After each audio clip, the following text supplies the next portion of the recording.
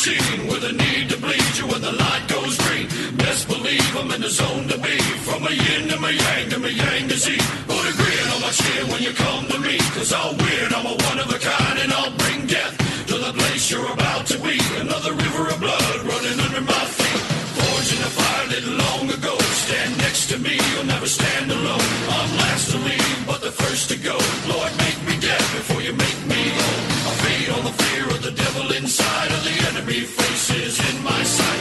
Aim with a hand, shoot with a mind, kill with a heart like Arctic ice. I am a soldier and I'm marching on. I am a soldier and I'm marching on.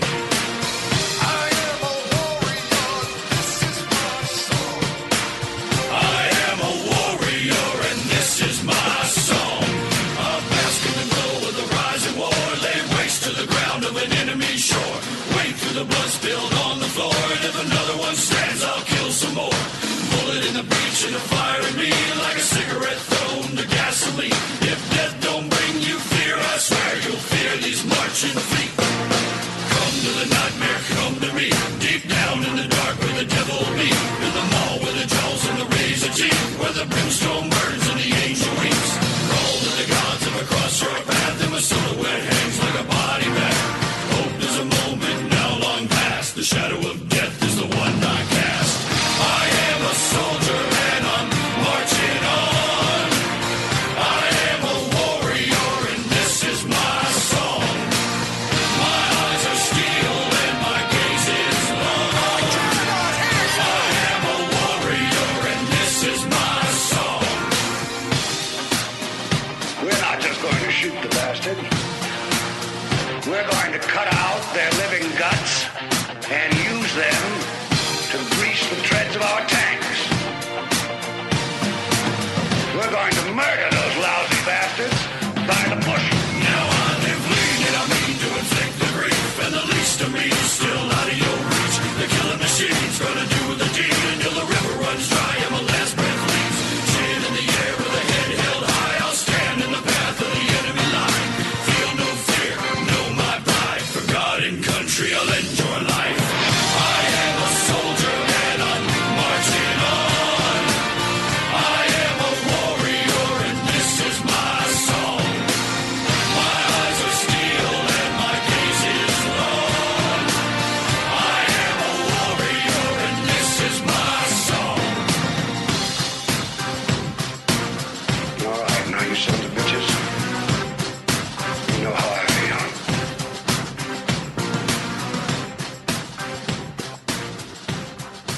All right, ladies and gentlemen, welcome to Cold War Radio live on WHBJ Digital Talk, Pittsburgh, Pennsylvania. I'm Hutch Bailey Jr., deep down in the WHBJ studio in Pittsburgh. I'm awaiting my co-host to reconnect. That'll happen in a minute. We got a little bit of growing pains. Can't wait to get Stacy back on the show. It's been a long time. I see her popped up there. We're going to see if she can hear me. Let's go to outside Atlanta, Georgia, Miss Stacy Rush. Hello, Stacy. Okay, she's not hearing me yet, so I'm sure she's going to figure that out momentarily. I can hear you. I can hear you clicking, but I guess you cannot hear me. That's something in the settings. I don't know what to tell you. We're going to do the best we can to get this thing rolling. Let me finish with some of the inside baseball stuff. Please follow me on Spreaker, ladies and gentlemen. The email is scrtv@live.com. If you want to go to the Cold War Radio patron hotline, it's 412-206-6208. After the live broadcast, you can catch the podcast several places at the 405media.com, iHeartRadio, the Cold War Radio app free in your app store, or you can go to YouTube where there's captions. Use the hashtag Cold War Radio on Twitter to communicate with other listeners. And please go to steelcityresistance.com and catch the research room there. Become a Cold War Radio patron, or you can subscribe on Subscribestar. We don't have the Contact Your Rep page fixed yet. I will get that right. But you can visit the video page, which highlights the audio clips that will play during the program in their video format. If you'd like to write to the show, please write to Cold War Radio, P.O. Box 96022, Pittsburgh, Pennsylvania, 15226.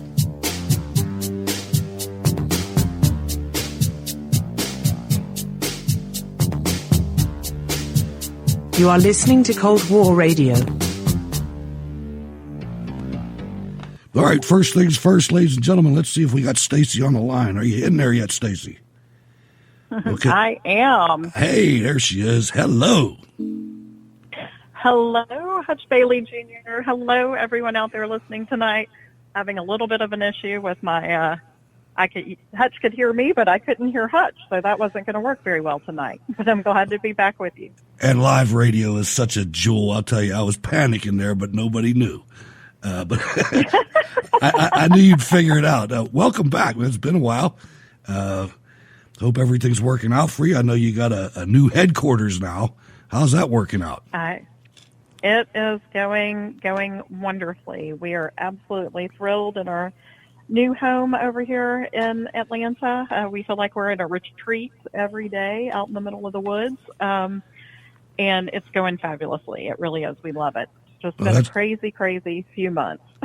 I hear you. We all go through those, and I'm glad you came out the other side well, and that you're happy. That's good. I always loved that part of the country. I spent some time there in the early '80s, and it was some of the best times of my life, I have to say. Outside of Atlanta, I got to visit Atlanta once. It was more in the Phoenix City, Columbus, Georgia area. Right. Yeah, that's where one of our bases is down there. So yeah, Fort Benning. That's right. I have some friends that are stationed there right now. As a matter of fact, it's a beautiful part of the state. It is. We got a lot of stuff going on, Stacy. It's been a while. We got some things that are firing up right now. I want to start the show off with a clip.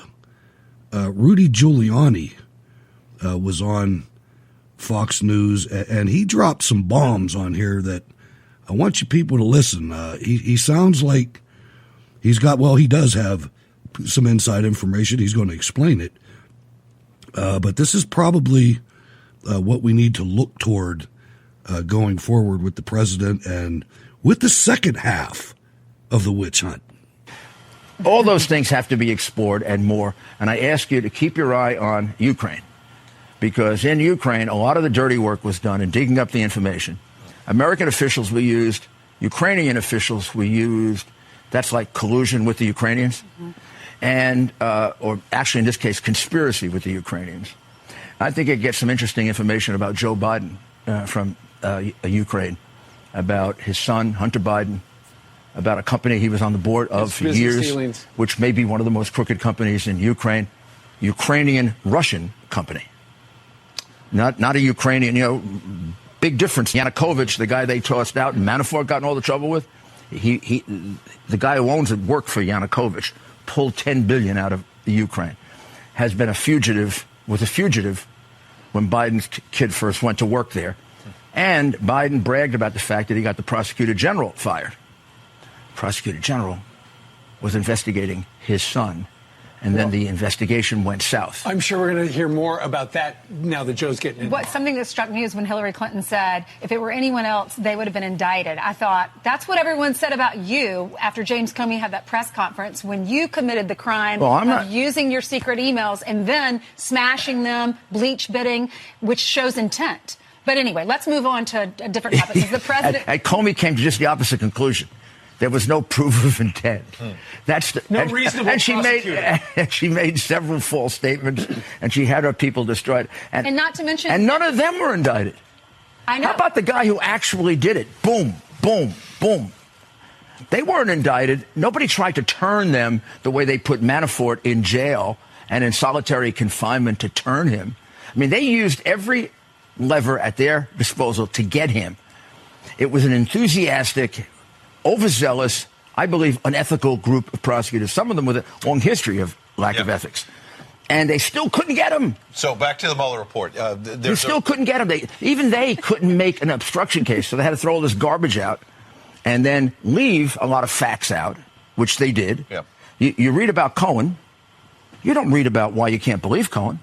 They had a duty to lay out the things that make Cohen's testimony incredible. The fact that he perjured himself in front of Congress a couple weeks ago, for which he should be indicted. Well, speaking for of sure. Now, there have been these reports that the president, for sure, you're on the inside, that the president is upset that aides testified in front of Congress and they were taking notes, and that was used in the Mueller report. Quote, there was no reason to go any further, and especially in Congress where it's very partisan, obviously very partisan. I allowed my lawyers and all the people to go and testify to Mueller, and you know how I feel about that whole group of people that did the Mueller report. I was so transparent. They testified for so many hours, the president says. They have all that information that has been given. I could have taken the absolute opposite route. He's talking about the fact that he could have invoked executive privilege. Clinton did. Plus, day after day after day after day to show up and well, now he's given him everything. I'm not making this decision. This is White House counsel, executive privilege. I wouldn't give him a damn thing. I'd make them go to court and justify their investigation. I don't think they can. I'd also have them go to court and say, how can we expect fairness when a guy like Cohen comes in front of you? Elijah Cummings says, I'm going to throw the book at you if you lie. And then he insults Cummings by lying to him at least 7 times. I'll give you just one quickly, just like that. I never pardon. Read the report. The report says he asked for a pardon. I know he asked for a pardon because he asked me through his lawyer for a pardon. His lawyer has testified he asked for a pardon. Another one of his lawyers. I got 5 witnesses for that one. Go after him I never asked for a job. I'll get Chris Cuomo's tape where 2 days after the election he says, I want to be chief of staff, and I'll play it against his tape which says, I never asked for a job. Perjury. Now, if you're conducting... Go after him? Well, if Cummings doesn't go after him, if Cummings doesn't join the referral, then I would say he has proven he is an illegitimate chairman who is conducting a committee hearing for the Democratic National Committee, not for Congress. This is not a congressional hearing. They're making a mockery of a congressional hearing. What legislation are they going to pass? Don't commit perjury? What are they going to pass with his taxes? The IRS has investigated his taxes.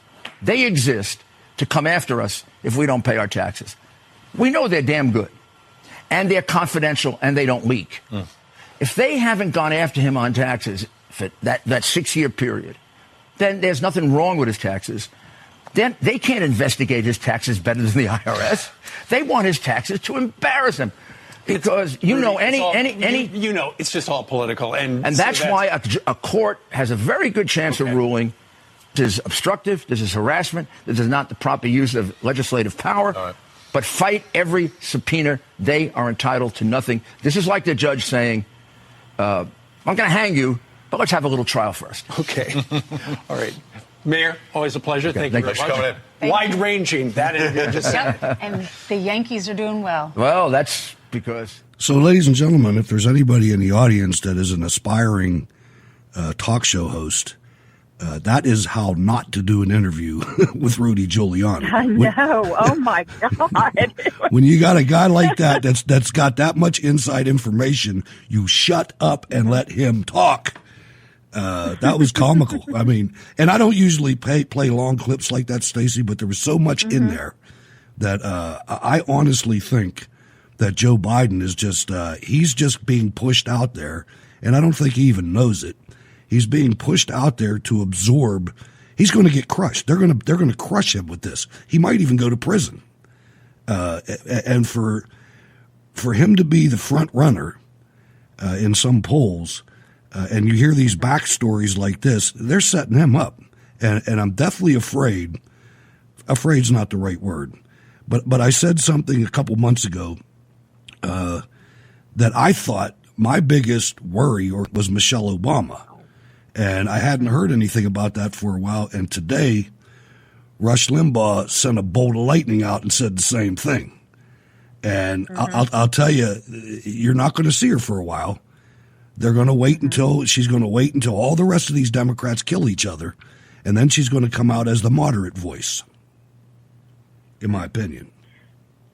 Yeah. I heard him say that today, too. And I was a little bit surprised by that. I hadn't really even thought about it, to be honest, about the analysis of her waiting for this to occur and coming out, but it almost seems by design, because I look at the 25 plus people that they have who are running in 2020, and they're so terrible. Oh. Each one of them are such terrible candidates. The only one who, in my opinion, resonates, well, two of them resonate for different reasons. Bernie Sanders, because he's a true believer, and he's just authentic. And I think people relate to that. Don't relate to his policies, but I do think people, relate to him.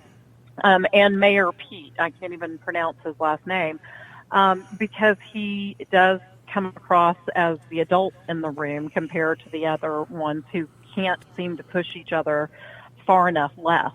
I think that it's interesting that, the Obamas have not come out and said that they would support Biden. And so with Rush making that analysis, that kind of makes perfect sense, that you let these yahoos kill each other out there. He is not going to get the nomination because he's too centrist, for the crazy base that's out there. And so Michelle then, I think, does become an option. I honestly, I don't think Biden wants it, period.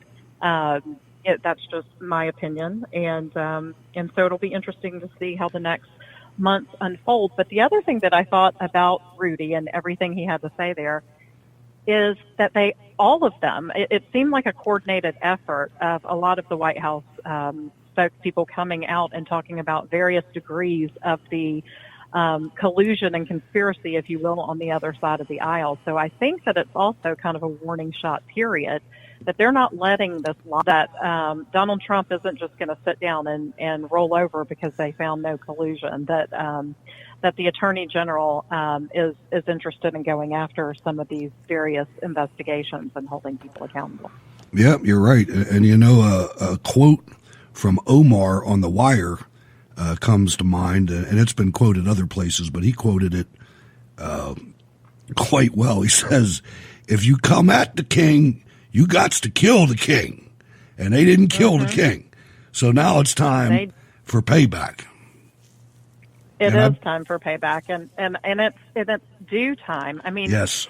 Everything that happened, this is such a huge political scandal, and I just simply cannot get over the fact that even more people in the media aren't curious about how all this got started. I mean, this is going to be a huge deal, and it's going to impact our relationships with Great Britain and with Australia and with Italy because of their hands in the spying on President Trump. And I can't get over that people, even the crazies, aren't a little bit more intellectually curious from a journalistic standpoint on how this all occurred. Now you have some of the old school ones like Woodward and others that are starting to take cover. I mean, they're starting to, well, maybe we ought to look into this dossier, and things like that. And I think it's too late. And I think that anybody who is attached to this, and I said this the other night, and I don't mean to sound like a revolutionary, but this must be taken care of regardless of whether the government does or not. They got to be taken care of. I mean, forget politics. They tried to take over the country. I mean, and they got really, really close. We are so blessed to have somebody with the faculties of Donald Trump at the helm. I mean, any other Republican that I can think of, short of maybe Louis Gohmert or somebody, would have been crushed by now. I mean, they would have acquiesced, right, and we would have been heading left just like we did with every other president that we had, including Ronald Reagan. I mean, he moved us left too. He brought a whole lot of illegal immigrants in, and I loved Ronald Reagan, but I mean, we've been askew for a long time now. We have, and you always talk about, the 100-meter target, and illegal immigration is a huge problem for our country, and it remains so. And, I don't know how many more caravans have to come through the border until we do start having some serious issues. I know we've already had some people de-arming military in Mexico, and we've got some militia groups already, apprehending people before they cross the border from our side. And I think this is just going to continue to escalate unless something happens legislatively for this to be taken care of, because it truly is a huge issue, and the vast majority of the American public realizes that. So I think Donald Trump really needs to stay focused on illegal immigration and making sure that, he does everything within his power to keep it front and center and do as much as he can to stave off the problem. I agree. And I think one of the things that he could do is call out the Republicans for the frauds that they are, because they're the ones that don't want it to happen. If they wanted it to happen, it would be done already. And that it would have been done when he had, absolutely. When we had control of the House and the Senate, it would be done already. I mean, it's ridiculous. The thing that kills me the most is I truly wonder how many people don't get that catch and release doesn't mean catch them and release them into Mexico. It means release them into our country. Yeah. I think more people are starting to wake up to that because Trump mentioned about dropping them off in sanctuary cities. But I do think a lot of people misunderstand what our policy is there. I don't think the vast majority of American people still understand how much money we spend as taxpayers when these people cross our borders illegally, and we have to provide them legal counsel. We have to provide them education, and they should be immediately shipped off, period, end of story. I mean, there should be a fleet standing by of vehicles that are ready to take them back. I mean, I'm serious. There ought to be a fleet of buses, planes, whatever you need to send them back, and armor them if you have to. Whatever you got to do. This is nuts. And another thing that boggles my mind and needs to be addressed is the low-income black population of America. They should be 100% against this illegal immigration. It makes you wonder, do they realize that the Democrat Party is replacing them with these peasants? And they better start learning how to speak Spanish, because pretty soon that's going to be the language of the Democrat Party, because they're going to be kowtowing to these third world measles bringing people.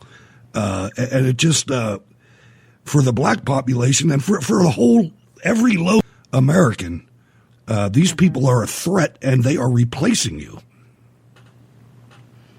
Yeah, no, I agree with that, and I get hopeful. Actually today, interestingly enough, I listened to Candace Owens' show. She's had several podcasts on Prager U TV, and with all different types of people. Someone from Black Lives Matters, a couple of conservative folks. It was just it's been really interesting, and one thing that gives me a little bit of hope with that is her Blexit movement, and not just that, but also with the work that she and Charlie Kirk do with Turning Point USA.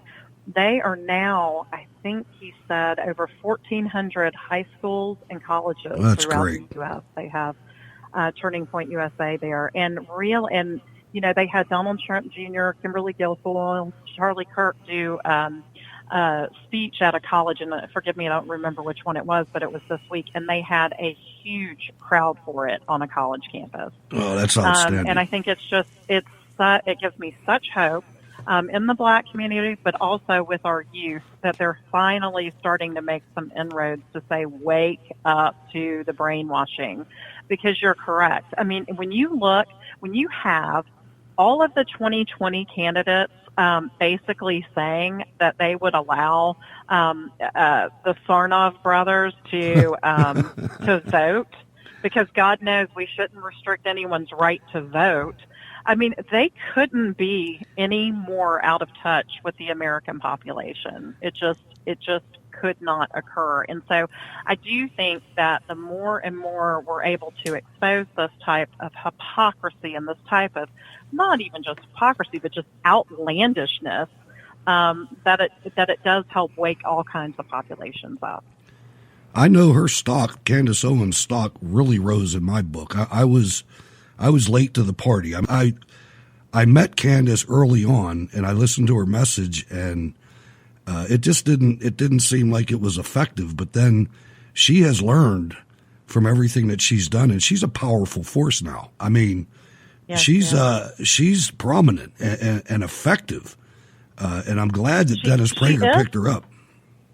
Me too. And I'm with you as well. I mean, I met her a while back as well. And I've always found her, she's so intelligent. She knows her history, and she's unafraid. And I think that that's the biggest thing that we need in all of our leaders in the Republican Party or the conservative movement is you have to be unafraid, period. You've got to go straight into the fire and be unafraid to confront anyone and have a conversation about anything. When you know what you believe, it's easy to do. That's right. And just on a final note, the S&P 500 and NASDAQ hit new record highs yesterday. The Dow is up 45% since the election. That is really great news, especially for people like me that are retired and watching our assets get nicer and nicer as we go. Ladies and gentlemen, we have as a special guest tonight the president of Firearms Owners Against Crime here in the Pittsburgh area, Mr. Kim Stolfus. Thanks for coming on the show, sir. My pleasure. Thank you for having me. It's nice to have somebody at our disposal to keep us up to date with what's going on here in Pittsburgh. And I think that, your opinion on this, I think that Bill Peduto has spent years, and I'm going to play a clip in a minute, but he spent years traveling the globe, going to leftist areas and just building his dreams. And I think this gun grab that he's imposed through his city council on the city is just a manifestation of one chapter of that, where there's a lot more. But I'd like to get an update on just where we are. You're my most prominent person that knows what's going on with this. There's so many different tributaries. I'd just like to get your opinion generally on where we are with this communist gun grab. Well, right now, where the situation stands is we have a district attorney who has manipulated the system, politically speaking, to try to advance his election possibilities. And at the same time doing that, he has now reneged on his duty under the law to enforce Commonwealth law, which means that what the city of Pittsburgh did, the council and the mayor, were criminal acts under the law. It may be hard for the listeners to understand this, but from 1974 until now, we have had a law in the Crimes Code that says that no municipality, township, borough, whatever, can enact laws that would in any way restrict the possession, transfer, use, whatever, of firearms. And it specifically says no municipality may in any manner do those things, restrict the firearms. And the section that's Title 18, Section 6120, Title 18, Section 6119, right before it, makes it a misdemeanor one crime, and that's what the district attorney has done. He's failed to enforce. Citizens went down to file criminal complaints. So now what's going on is we have filed our court case. The Allegheny County Sportsman's League has for the consent decree that the city violated from 1995, where they swore to abide by Pennsylvania law. And we have challenged every other facet of the city of Pittsburgh gun control laws, from the red flag laws to the bullet bans, to the magazine bans, to the gun bans, every component of it. Our brief is 92 pages long. We have what I consider to be one of, if not the best, Second Amendment rights lawyer, potentially even on the East Coast, Joshua Prince, and his staff, Adam Kraut and others. And we believe we're going to prevail. But again, it's fairly expensive for us to do that, but we're committed. And I'm just sure. So everybody knows, we are not paid. No one in Firearms Owners Against Crime is paid or compensated in any way except for expenses. That's it. Now, so this isn't time towards it. Outstanding. This isn't a local program. This is a national and actually an international show. My co-host, Stacy Rush, lives near Atlanta, Georgia. How does this type of thing affect other cities and other areas? I know there's a lot of people watching this, and I'm going to ask you about the funding of Bill Peduto, who is the mayor, behind his legal defense. This is about much more than Pittsburgh. Am I right? My God, yes. This is a national effort. Every town, Michael Bloomberg, the mayor of New York, Michael Bloomberg, who funds all these gun control groups, every town is providing pro bono legal assistance. We have emails going back to October when they advocated for this, and they guaranteed that they would take and provide that kind of legal assistance. This is a national effort to try to create basically a patchwork quilt of laws that no one could possibly fathom the intent or the scope, and scare the daylights out of every American from possessing firearms, because nobody wants to go to jail. Law enforcement sees this, and from Georgia to the state of Washington, which is turning socialist, to California, and all the way back up to Maine. Every part of America is watching this, and if we lose this, then I would say I consider this to be a bellwether moment. And I've told, I've done in many interviews, and in every one of those interviews, I've tried to tell everyone that I believe this is at the spear point, at the very tip of Lexington and Concord-style actions. Yep. Because, as we all know, the Revolutionary War started by the British trying to seize the private arms of the colonists. And that's where we're at right now. They've dropped all pretense. Yeah, and they now have. They're just outwardly going after us. I mean, do you know that Bill Peduto told me one time that he fully supports the Second Amendment and talked about militias and everything, and told me he fully supported it. It's unbelievable to me that more people, well, you know what? Let me say this first. On Saturday, I went to an event with my son on the south side of Pittsburgh at a club. We went to a gun bash, and I got to tell you, there was about 1,000 people there, and I'm looking around going, man, if we wanted to, we could walk downtown and take over. You know, I mean, there's a lot of people that are not having this. And I just, one of the things that boggles my mind about these communists is their lack of timing. I mean, they do not know how to evaluate how people feel and then move forward. This wasn't a good time to do this, I don't think. No, and, you know, one of the problems we have as far as advocates for the Second Amendment is that the average citizen does not fully comprehend the danger of this. They've seen so many sky is falling moments and mailings and everything from so many different entities that they're jaded to a certain degree.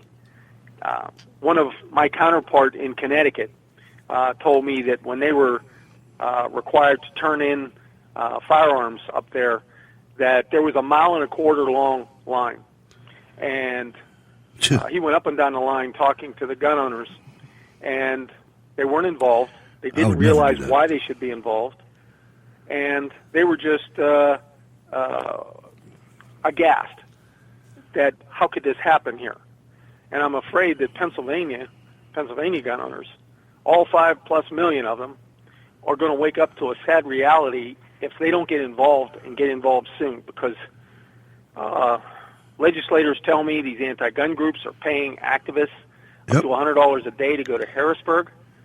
When they're in session Monday through Wednesday, they parade around as if they own the place.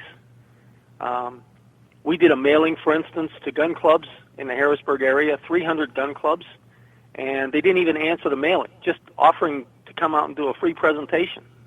Wow, that's surprising. I lived out there for a while. That's really surprising to me. I mean, that's especially when it wasn't going to cost them a penny. Right. I mean, that's complacency. I mean, it's you know, I think a lot of it, and not to get political, but historically, the Republican Party has been the one that was always steadfast on the Second Amendment, and I think that's half the problem too. When you have Pat Toomey talking about background checks and things like that, who do we have to advocate in Washington? Not a whole lot. Now there are some Pennsylvania now. There are some state level politicians that are concerned. Let's listen to a quick clip. A suburban state rep wants Pittsburgh Mayor Bill Peduto impeached.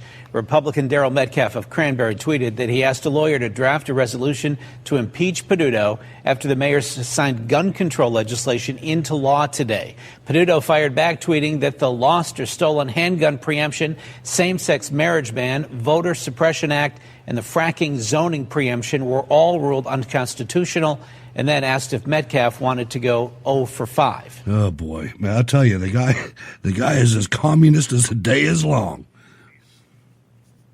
Well, what Mayor Peduto is talking about is something that was more window dressing. They passed that lost or stolen ordinance, and the way the courts ruled, and I will tell you this, that the National Rifle Association sued and made mistakes in the legal approach, because otherwise that would have fallen. Because, again, the city of Pittsburgh would have been in violation of the consent decree, and they didn't use it at the time.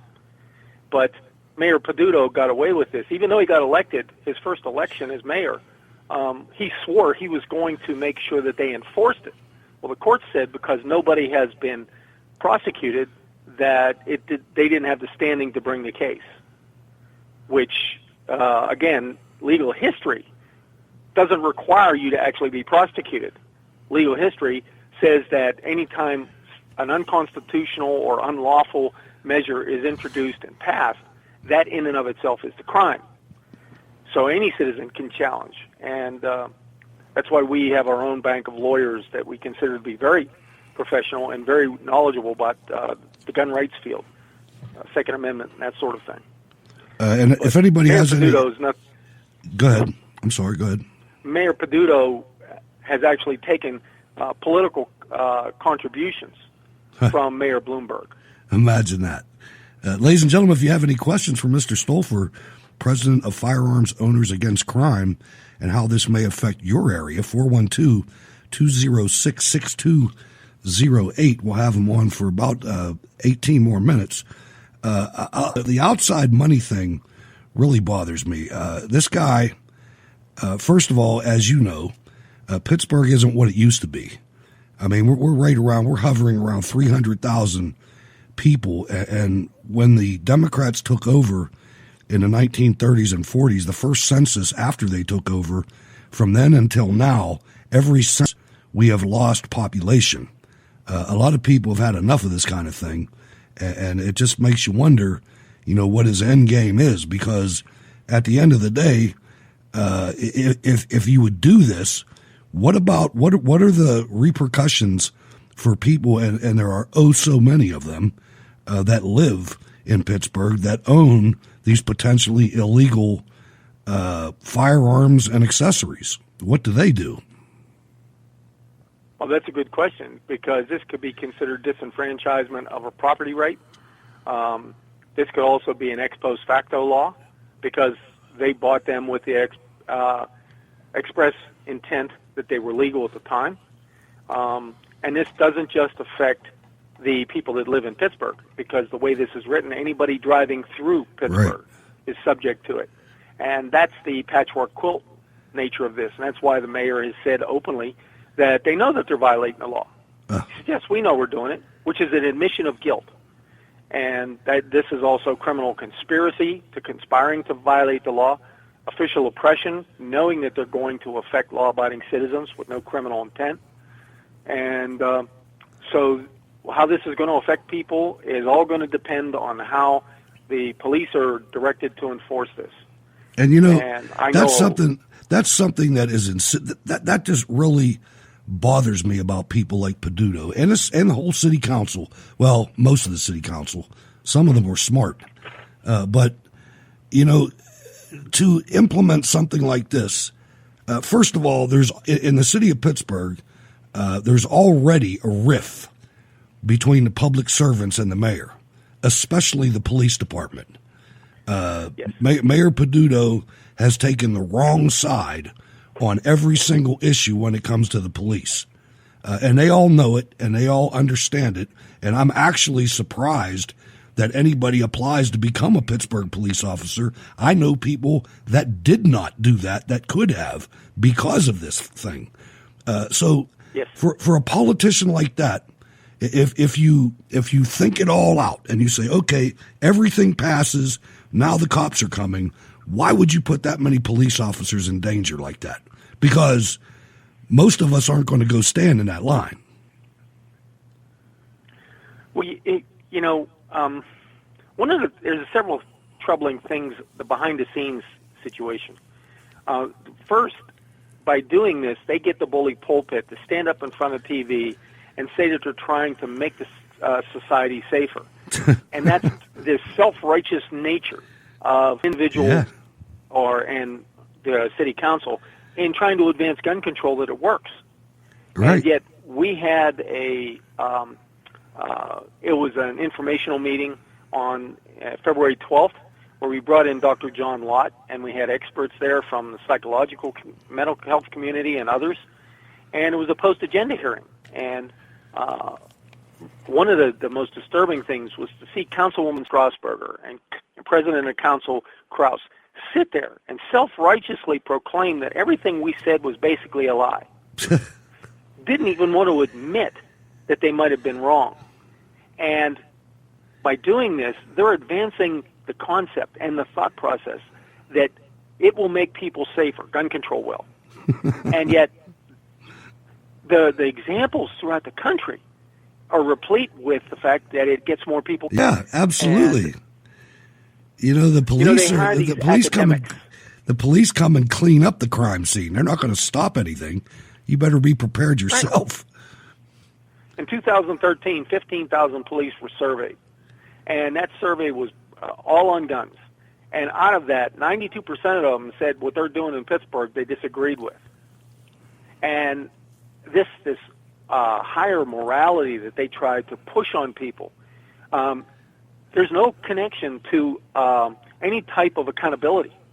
If more people die, in my view, in many gun owners' views, they have taken over stewardship of society's safety when they disarm the very society that they say they're trying to make safe.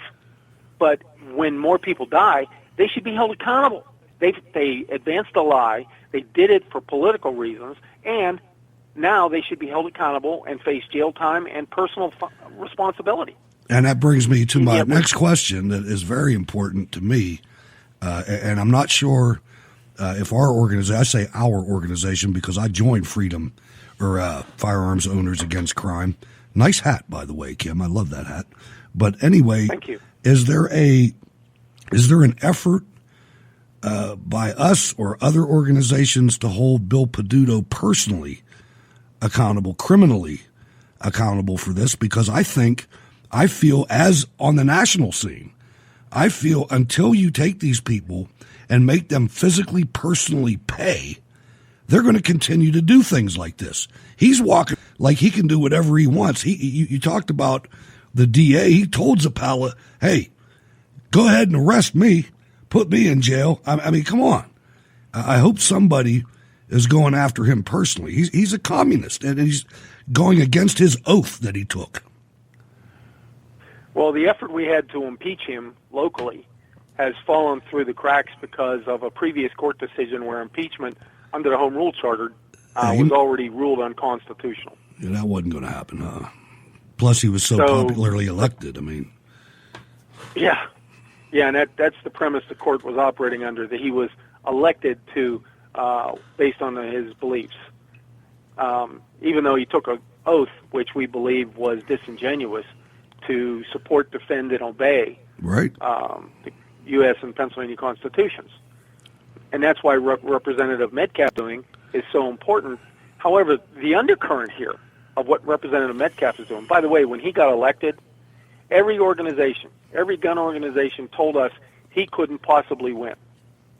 And a reason I bring this up is this. He's chairman of a committee now. Yeah. He's been there for decades. But these myopic viewpoints of other groups do not comport with ours, because we believe in the importance of the individual. And we go out and we walk door to door and we do that, the really basic nitty-gritty type of grassroots. And we get people elected like Daryl Metcalf who defend our freedoms. And so here Daryl Metcalf has been there all this time. He's going after Peduto in accordance with his responsibility under Pennsylvania law, because basically Peduto's thumbing his nose at the Pennsylvania legislature. And unfortunately, the swamp is not only in D.C., but it's in Harrisburg. Oh, it's huge and in Harrisburg. You have roughly 60 to 70 representatives in the House of Representatives who will side with Representative Metcalf on this issue.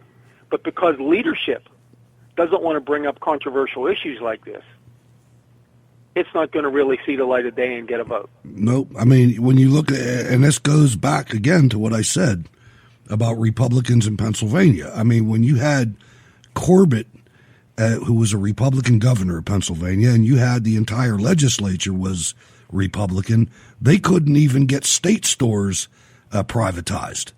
You know, in how, I forget the term, is it 4 years, I think, for a Pennsylvania governor? And they couldn't even do that. Yes. You know, so you have that problem. And just a quick story let me about... give a recourse for people. Sure. Okay, we have a rally coming up on May 6th in Harrisburg. It's a Second Amendment rally. Okay. Now, unlike what other rallies people have heard about and they kind of shrug their shoulders and it doesn't mean anything, we don't do a rally the same way. Yes, we have a rally on the steps in the rotunda, but after that we break up into teams and we have informational material, and we want Pennsylvania citizens to go around it. We hit every single office repeatedly to reinforce with legislators that we want action, we want things done. So if there's anybody listening that really wants to try something and really want to make a difference, come to Harrisburg on May 6th and join us. I think I will. I think I will. I think I will. Is that going to be a carry or a non-carry thing? Well, that's the interesting thing. If you have a license to carry, you can carry your handgun. You can check it in the back. Actually, the Capitol Police are real nice. They take apart where the parking lot is in the back by the fountain, and you can take your firearm there. You check it there. They watch it and protect it. And when you're done in the house, come back out and get your firearm back, just like going into a courthouse. All right, that sounds interesting. It's again, this whole thing, and I can't reiterate it enough for the audience. This is so much bigger than just Pittsburgh. I mean, you heard Kim say that the people behind Bill Peduto, and he's very open about it. I mean, we had the Tree of Life synagogue shooting, which was a person that did not live in Pittsburgh, but this is all about Pittsburgh.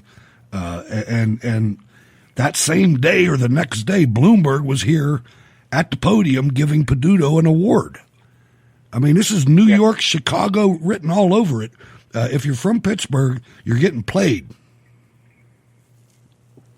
This is carpetbagger politics at its finest.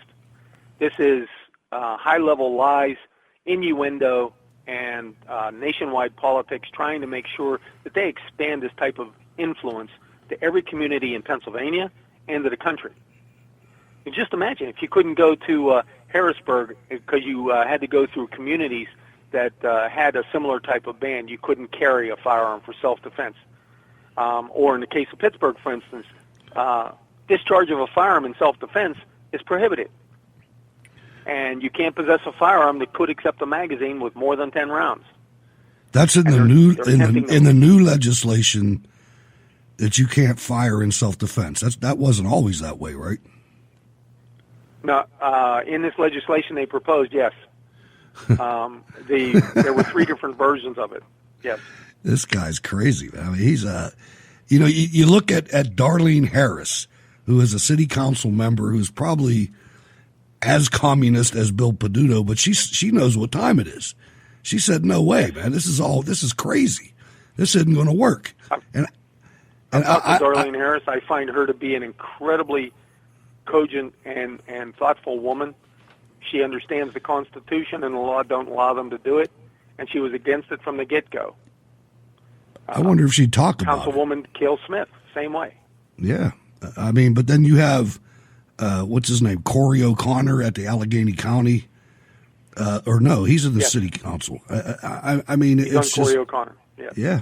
It's these people are insane. We have videos of Councilman Lavelle saying that once they're done with this, he wants to move on banning all handguns in Pittsburgh. Oh, so if this absolutely. survives the court challenge, they're willing to go after all handguns too. Wow. I mean, this it's is unconscionable. It is unconscionable, and I'm so glad that you're on the case and your organization. I thought I put in my show notes your newsletter that you send out by email, and I mean, you ought to team up with somebody and be a national Second Amendment advocate, because that thing, the newsletter could run as an hour-long show just by itself. I mean, tell people how they can get in touch with firearms owners against crime. And again, ladies and gentlemen, I'll reiterate, this organization is in the Pittsburgh area, but this is national. And if you don't get involved somewhere, the NRA is one thing, but the NRA is trying to do this from coast to coast. There has to be other allies for the NRA, and this organization, and you specifically, Kim, unless you wanted to shout out to some of your staff, just compile so much national data on the Second Amendment and the threats to it that it's pretty impressive. Well, thank you. We work very hard, and we have a great group of officers. I don't even know how to single any one person out, but Roger Cronz and Leon Baker and Chip Gallo, Dr. Gallo, he's a psychologist, and Mike Uranich. We have police officers on the board. We have wide range of people. We even have a state representative, Aaron Bernstein, and they're all committed to freedom. And if I left anybody out, and I'm sure I did, please don't take it personally, guys, because they're really, they give up so much of their time. So if anybody wants to get a hold of us, the best way is just go to our website, www.foac-pac.org. Again, that's foac-pac.org, and reach out to us. Send me an email. My email's up there, all my contact information, all the board members and officers are there. But please, don't sit back on your haunches and think this is just another also-ran event. Everything is changing so much at the state and federal level. I've been doing this 35 years. I have never, ever seen this level of pressure, this level of attack on freedom. And it's only going to get worse. It's only going to get worse as the presidential primary season unfolds, and you have 25 leftists that are trying to assist everybody else. I mean, this is going to go pretty far. You've already heard Kamala Harris say Congress has 100 days, and then she doesn't know what she's talking about, but she's going to do executive action. It's just the flavor that these people, their nostrils are open for some reason, and we have to beat it back. Well, let's not leave out her compadre from California, Eric Swalwell, congressman. Jesus. And he wants to. He said he wants to nuke gun owners. He actually said that in a serious tone. He did, and he meant also it. said he wants to confiscate. He wants to confiscate all so-called assault weapons. And went so far to say that is non-negotiable. Correct. Yes. Here in Pennsylvania, in case you think that Pennsylvania is a gun-friendly state, I want to remind everyone, Pennsylvania is the 11th most restrictive state in the nation. We passed an anti-gun bill that calls for gun confiscation for people that are accused of PFAs and domestic violence without any proof, 24 hours. Your due process is gone. Well, the arrangements we had previously respected that. They changed it last year because the same gun control groups that are supporting Mayor Peduto supported that bill, House Bill 2060. And this year, they have filed in that Pennsylvania House of Representatives alone 39 more anti-gun bills. 39 more. And one of the things that I talk about a lot on this show is Senator Pat Toomey. That guy got to go, man. Yep. I'll tell you, he might as well be a Democrat. I'm embarrassed that I supported him, and I would love for a combat veteran to primary that guy. You go, you listen to this kind of thing, and it's just, it's like having an enemy in your own foxhole, Kim. It's hard to deal with. It's really hard to deal with this most basic right, God-given right that these communists come in, and I didn't call Peduto a Democrat once because he's not a Democrat. I used to be a Democrat, but I always was for gun rights. This guy is an aberration, and I almost would like to see a playback of his entire life to see how he got this way, because he is really evil. And I'm glad that you're there. I am. And I appreciate your availability to come on the program, because this is really big. And it's we're at the epicenter, sir. So final comments on how people can help or reach out, and I'd love to get you back on the show as we go through this. You need to talk to your state legislator, your state senator, and tell them no more gun control, period. And you need to talk to leadership in the House and the Senate. You can find all that contact information on our website. Their phone numbers, their emails, everything. And talk to House and Senate leadership. That means the Speaker and the majority, and the Chairman of the Judiciary Committee in both areas, and tell them no more gun control. It's going to shape the way you look at politics. Don't let them tell you that they have to do this to make us safe. Okay? The House of Representatives has a better Judiciary Committee chairman in Rob Kaufman, and we have Brian Cutler as a majority leader in the House. Contact those two individuals and the Speaker, Mike Turzai. And in the Senate, contact Joe Scarnati, and you want to talk to the majority leader, and you want to talk to the Judiciary Committee chairman in the Senate. But the House is where the focus seems to be right now. But in the Senate, again, the majority leader, his name is Jacob Corman, he needs to know that it's going to have consequences for the Senate and who's going to control it if they don't stop this stuff. So, because everybody needs to know there hasn't been a single legislator in Pennsylvania that ever lost because they were too pro-gun. Right. There are dozens in the junk heap that have. Wow. Just a final question. So they're talking about this in Harrisburg. Yes. And probably we have preemption bills filed to strengthen preemption, which is at the heart of the issue with Pittsburgh. But the ones they're talking about in Harrisburg are these red flag extremist protection order bills. Yeah. And those bills are extremely scary. They're sweeping the nation. They don't protect due process. They don't protect the rights of the unfairly accused, your presumption of innocence, and they take firearms only. If a person's a danger to himself or others, why in God's name? That's the ERPO laws. Right. Why in God's name would you take the guns and leave them out there with a car? Or leave the 5-gallon can of gas in the shed? You know what I mean? Yes, it's ridiculous. Mr. Stolfer, thank you very much for coming on the program, sir.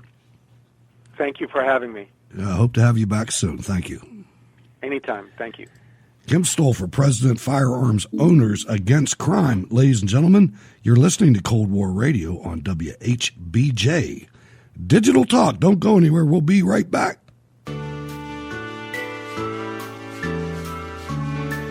You're listening to WHBJ Digital Talk from the 412.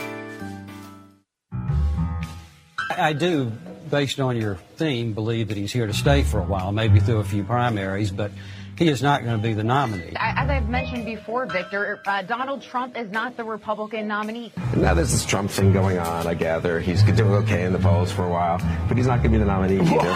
So we'll be fine. Well, I don't think it's likely that Donald Trump will be the nominee, but it's obviously too early to tell. I would vote for the nominee of the Republican Party, and I don't believe that's going to be Donald Trump. Can he win the nomination? Well, sure he can. I mean, you can make a case that probably 6 or 7 people can make the nomination. Do I think it's likely? No. The only thing is Donald Trump hasn't won this nomination. The majority of Republican voters don't want Donald Trump as their nominee. And Donald Trump, who is not going to be the nominee. Number one, as a Republican, are you going to be able to support the Republican nominee if his name is Donald Trump? Donald Trump will not be the nominee. All right, but that's not answering the question. I feel very confident that the nominee is going to be anyone but Donald Trump. The polling and common sense will take you away from Trump getting the nomination. I don't think he'll be at the top of the ticket, one, so it's a hypothetical for me. I don't think it's going to happen. He's the front runner. According to the polls and the elections, he could become the nominee, and we're not going to let that happen. Ultimately, the Republican Party will reach out to all voters based on who our nominee is. and I don't believe Donald Trump will be our nominee. In fact, it's almost inevitable to say whoever is really the front runner running away with it today is not going to be the nominee. And I believe that Donald Trump will not be the nominee. Well, he's not going to be the nominee, Martha. Donald Trump is not going to get the nominee. Donald is not going to be the GOP nominee. We're going to beat him. Well, listen, Martha, nobody's going to clinch it on the first ballot. Nobody is getting to 1237. I'm not, but Donald Trump isn't either.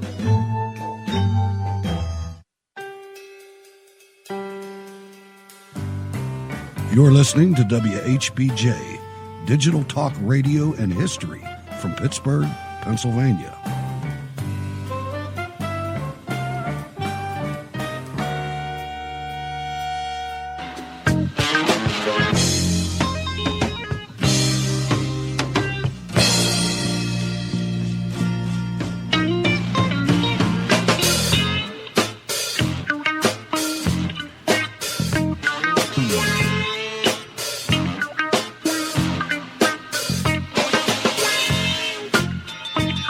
And welcome back to Cold War Radio, ladies and gentlemen. Interview with Kim Stolfus, president of Firearms Owners Against Crime. Stacy, this is turning out to be a real serious situation. I don't like when my little town is the epicenter of something as hideous as this. I know, and it was so interesting to listen to him and to you about all of the recent laws that were passed with gun control, and now this new one. The thing that kind of stuck out to me as he was talking was after the Tree of Life shooting, how Bill de Blasio was like right there the very next day. It's almost as if twofold. They're looking for cities and states where they're successfully passing gun control and gun ban laws, and investing money in those areas to keep pushing more and more legislation. And then it also sounds like this Bill de Blasio PAC is certainly never letting a crisis go to waste, right? I mean, as soon as something happens in a particular city, that they're on the bus, on the train, on wherever they need to be, paying people to go in protest and sit in local legislatures' offices and such. And what that bothers me in a couple ways, in that, you've got the outside money, but also that it's a ginned up response. It doesn't seem to be the vast majority of people who want to have gun ban legislation passed in cities and states across the U.S. But that when you have activist PACs like this who are investing money and paying protesters and paying activists, that we all suffer for it. And his point is well taken. If we don't do anything about it and get involved, then shame on us. That's right. And just a correction, it wasn't de Blasio. It's scarier than that. It's Bloomberg, who's a billionaire. Oh, I'm sorry. And yeah, you're right. Who's a billionaire. Right. He's got so much money, and he hates Trump so much that he's just out there doing these things. And it is scary. And Pittsburgh, the problem with this whole thing to me is the people, and I'm not saying all the people, but a lot of the people in Pittsburgh, a characteristic that we have here is that a lot of people never go anywhere. They're born here. Their parents were born. I mean, it's generational, and they never go anywhere else. And this is the only place they've ever been. And they still think this is a big city, and it's not. It's not a big city anymore. I mean, it's got 300,000 people, man. There's areas of other cities that have that many people. And it's been decreasing, like I said before, since the 1930s. And if you think that Pittsburgh's important, it's not. It's not. These people are being exploited. These small-town political hacks are grabbing their power through other people's influence, like Bloomberg and like Rahm Emanuel, and there's several of them. And it just it drives me nuts. But if you can hook up with with this organization, it is a good organization, and I might go to Harrisburg. That's a possibility. It's important. I know I don't have you there for too much longer, but I want to just, you know what? No, I'm going to wait. I'm not going to do that yet. Let's shift gears a little bit. And Rush Limbaugh came on. And, you know, sometimes Rush is a little, I always used to have a problem with Bill O'Reilly, Stacey, because he would come out in the middle of something and say, well, President Obama is a great American. He is a patriot and all. And I used to just throw up. Man. I used to, come on, Bill. Are you serious? Just because he was elected president, he's a great American. The guy's a communist, not to mention other things. Well, sometimes Rush Limbaugh does that with Fox News. You know, he still thinks Fox News is this A1A conservative outlet, which it isn't anymore.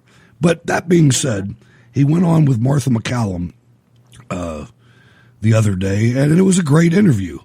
And I just want to play one short part of it when he was talking about Hillary Clinton. This is the irony. Hillary Clinton is who tried to rig a presidential election, Martha.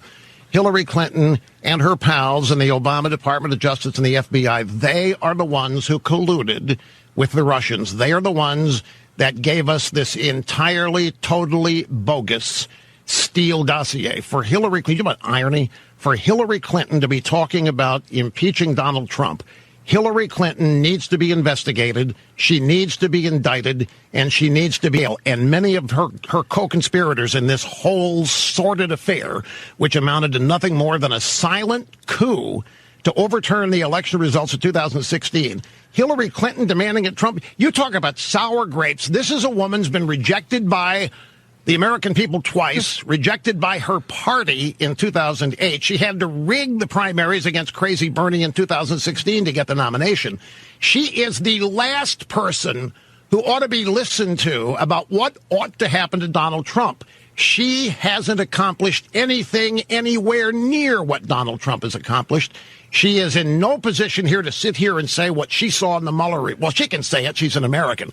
But she doesn't have any credibility on any of this as far as I am concerned, and I'm not alone there. Jared Kushner also spoke at the conference today. And I will say that McCollum did a good job on that interview. I listened. Well, you listened today, too, and Rush is deaf. And he couldn't hear what she was saying. But I think she did a good job. Bless his heart. Yeah, right. She did a great job with it. That had to be so hard to. It had to.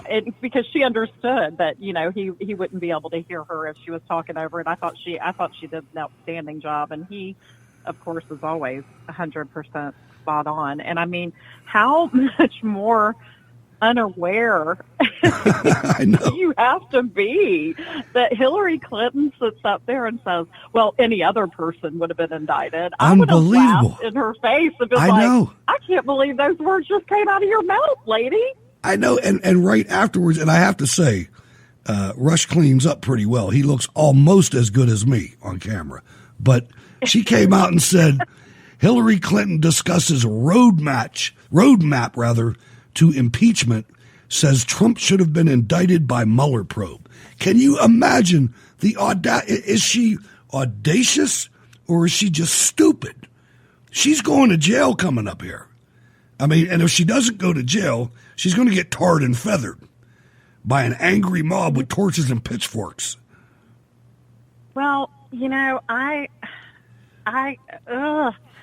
mean, kind of signs seem to point that Bill Barr is going to, you know, really take all of this very seriously and look into, you know, what occurred and how this whole probe got started. I just don't have a great deal of faith that that she certainly is going to be held accountable. And the reason I think that she can just sit up there and say what she says is because you look at the history and you look at Tony Podesta did the same thing that Paul Manafort did, and yet as a free man. She sold uranium to Russia, and while her foundation got $40 million from Russian interests, and her husband got hundreds of thousands of dollars for a Russian speech, and nothing happened. no investigation, no nothing. So I think that that's why she says what she says, because I think she believes there will be no consequences. And, you know, sometimes different people have called me the Godfather for different reasons. And I can see the law and order Justice Department under Barr, maybe, and I feel the same way as you. I am so nervous to be optimistic. I am so scared to be optimistic because we've been screwed how many times? One of the things that I do here on WHBJ is on Sundays, I play replays of Steel City Resistance, and we're back in about 2011 right now. And I listen to myself, and I listen to the optimism of justice being done, and then I realize for the next 8 years there was none. How many years? Yeah. Yep. There was nothing. So I'm a little nervous, but I still think that when the walls start closing in on her, somebody's going to hop through the window in Chappaqua and put an ice pick in her ear. I mean, they're not going to let her get on the stand. They're not going to do it. There's too many high-power people that are involved. Let's welcome Ken from King George. Hello, Ken. What's on your mind? Hey, what's going on? Hey, Norway conned me into calling in just to welcome Stacy back. Thank you so much for being back on the show. We missed you dearly. Love your input, especially from down there around Georgia. Or I've been down there. It's beautiful down there. Well, you'll have to come down for a visit sometime. Just let us know when you're in Atlanta. Okay. Well, I've flown through there a number of times. The people down there are just so friendly. It's not even fun. So. Well, we think we are. We try. We try, and I really appreciate you calling and welcoming me back. I've missed all of y'all tremendously, and it's such a pleasure to be on with Hutch. He always brings good information to his listeners every single time he's on the air, and it's just a pleasure to be a part of it. You bring good information as well, so we appreciate your input. So, but yeah. One real quick thing. When I was driving home this afternoon, heard this. I haven't had a chance to research because I've been out playing in the garden. But what's this? Have you guys heard anything about California looking to reduce their oil production down to like nothing? I didn't catch a year. Yeah, they're looking to. Gavin Newsom's at it again. Yeah, he's pondering that, and they can continue to do that, and then there will be a cold night, and his people will rebel, I believe. But California's in tough shape, Ken, no doubt. Well, they say what happens in California, so does the rest of the country. So I'm just wondering, if you live in Texas or Oklahoma, you're like, okay, well, hey, you going to stop production? Yeah, we just won't. You can get your oil from Saudi Arabia or China or wherever you want to get it from, but we're not going to give you any of ours. Saudi Arabia is cool. Saudi Arabia is cool because they just beheaded 37 people yesterday. Oh, yeah. They did. The largest execution in a long time. I've been to Dubai and Abu Dhabi and all those places. Yeah, you got to kind of watch your back over there. So, and that was 20 years ago, or 20-some-odd years ago, long before 9/11. So, but, all right, Ken. Well, keep the show going. Love it.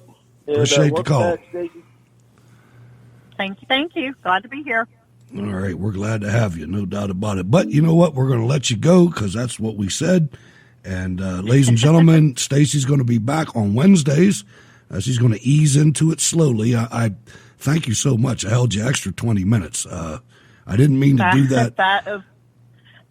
I wanted to. I definitely wanted to stay on, so no problem. And I just want to make sure that I'm able to be here consistently with you, Hutch, and I imagine I'll be joining you for 2 hours and no time flat. And thank you for welcoming me back. Everybody has been so gracious, and as always, it's a pleasure being with you, Hutch. Well, thank you so much, Stacey. You're a A1A member of this team, and the first member of this team when I look at the entire staff around me. So, doggone, welcome back. Thank you, honey, and I will talk to you guys soon. Have a great week. All right, Stacey, thank you. Stacey Rush, ladies and gentlemen, our Atlanta desk member of the staff, and wow, that is great to have her back. I'll tell you, I just can't describe it enough. It's something that I've been with Stacey a long time, and she's always number one. And the best part about Stacey is that she is not afraid to disagree with me, and that is a good deal, because that's how we roll. I'm all about the truth, and if I'm saying something that you don't agree with, go ahead and say something, because if I feel strongly about it, I'm going to argue my point, but I'm not a leftist. I'm intelligent enough to realize that I don't know everything, and more people ought to be that way. I know almost everything, but not everything. You're listening to Cold War Radio on WHBJ, ladies and gentlemen. I want to bring up a couple things that didn't happen just because of the one of the things that's great about talk radio is that you put together enough material to get you through whatever the time is that you have to be broadcasting. And when that all balls up and you have a whole lot of material left over, that's defined as good radio, because the things that you did talk about took on legs and were interesting. And that's kind of what happened tonight. I was ready because I wasn't positive. I was thinking, man, I hope Stacey comes on. And I got to tell you, 15 minutes before the show, she couldn't hear me. So I was like, on the one side, I'm trying to get Stacey ready. On the other side, I'm thinking I got 2 hours in front of these people. So if she doesn't work out, I have to have all the rest of this stuff so I can run solo, especially if my guest doesn't show up, which doesn't happen anymore now that I have Mona. Mona's out there doing a great job. I don't know. It's a pretty big challenge to get Andrew McCarthy on the show on Friday. We're trying, but that may not happen. His popularity has risen to the point where we'll see what happens. I hope he comes on, though. Great guest and genius, brilliant guy. But let's talk real quickly about the VA. Alexandria Ocasio-Cortez La Cucaracha has declared that the VA is not broken and already provides top-notch care. And while I don't have any real discrepancies with the VA when it comes to care, other than they destroyed my throat the last time I got a scope, and I got to go get one on Friday again, an upper GI. I've been lucky with them. But I live in Pittsburgh, and where the VA is located here, the main VA hospital, it's in a cloister of several other real hospitals. And a lot of the physicians do tours at the VA. So, yeah, it's a VA doctor, but really they work, at UPMC Presby or some other serious hospital. So let's listen to a spokeswoman talking about this whole situation with the VA and Donald Trump.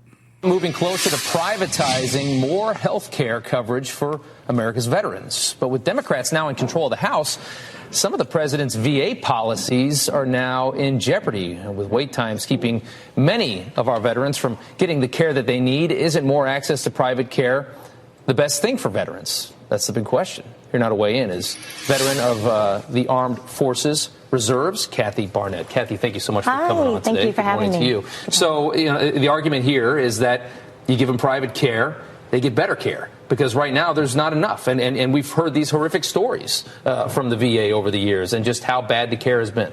Yeah, and when we talk about what veterans are concerned about, it's the same thing that all Americans should be concerned about. And that is right now, Democrats have no real sustainable plan to improve any of our lives, not even just talking about the veterans, but they have no plan whatsoever. And we have already seen, for example, Nancy Pelosi saying she's willing to walk back some of President Trump's good effort with tax credits that are having an impact on the veteran community. But specifically with veterans, we've had unprecedented reform within the VA, not only with their programs, but also with their management. Remember, a couple of years ago, you couldn't even fire a bad employee at the VA. Now, under President Trump, you can get rid of bad people. And this is the classic argument between private and government run. It's just like, you go to a FedEx store versus the U.S. mail. It's which one works better? A lot of times doing it private is just you get a better outcome. Because you have competition, right? It's something that socialists, Democrats, liberals have lost all understanding of. Competition not only drives down cost of drugs, which is also a part of last year VA Mission Act that President Trump signed into law, that will do exactly what you were saying earlier. It will increase the opportunity for veterans to get the care that they need. Yeah. It's not just about having coverage, but it's actually having care. And let's look at some of these statistics here. We got 18.2 million veterans in the United States. 9 million are served, more than 9 million served by the VA every year. There's only 1,062 outpatient sites and 172 VA medical centers. So when we talk about how far a lot of these veterans have to go for care and the waits and stuff like that, there's the reason why the president, of course, upped that budget by $12 billion in 2019 from 2018. So he's on the right path. But this new guy who's going to be running the show, or the chair of the House Committee on Veterans Affairs, Mark Takana, he doesn't like this idea, and he wants to take it back to government run. Well, how do you argue that we should go back to the way it was? I mean, how do you make that argument? How can you make that argument, right? Yeah. Hasn't this always been a constant staple for whether it was a Democrat president or a Republican president saying we're going to fix the VA, the veterans issues? Now we actually have a president who is doing this, but that's kind of a cornerstone for Democrats. They love having these issues and being able to present this. You really can't argue with the results that this president is getting. The one big concern is cost. If you go private, it will be more expensive. Kathy, thank you so much for your time. We do appreciate it. All right. Yes. And listening in on or watching the chat room, I understand that the VA is hideous in some areas, and I am truly sorry for anybody who's lost anyone or anything on that. I guess I've just been damn lucky. They saved my life a couple weeks ago with, well, I won't get into that. But anyway, let's welcome Marlene to the program from Eugene. Hello. Yeah. What's going on? Oh, well, I called in because I had a couple things, but I wanted to mention first, you were talking about the VA. Doug Ducote had about a 20-minute video. I listened to it earlier. I can post it in the chat later, but he was talking about how the VA in so many different areas was just a joke, and how people, reiterating what you were saying, that a lot of the VAs are in bad shape, and that there are vets who are not getting help, or if they do get help, it's everything just takes forever. Well, what I noticed about the VA, what I've noticed personally, and I deal with the VA a lot. And one of there's two different. First of all, there's three different VAs. The VA is not just one thing. There's the VA health system, and there's the VA benefits system, and there's the VA educational system. So you got three giant VAs under one. I think he was talking more about the health system is what he was referring to. In the health, and that's what I'm going to talk about. That consists of two different areas. You've got the actual healthcare part of it, in other words, the medical professionals, and then you have the huge, and I mean huge, support staff at the VA healthcare system that is all unionized. It's SCIU. If you ever watch Glenn Beck, it's the purple shirts at SCIU. That's the reason why problems happen at the VA, because these people don't give a damn about veterans. A lot of them. Some of them do. That's kind of what he was saying. Yeah, and that's what he was saying. He said that what was it? That the ones run by the Republicans were actually a little better. The ones run by the communists were terrible. And he also mentioned too that some of the doctors, supposedly the good ones, a lot of them leave within less than a year because they can't stand it. They're just saying, "I can't stand this baloney," and it's just horrid.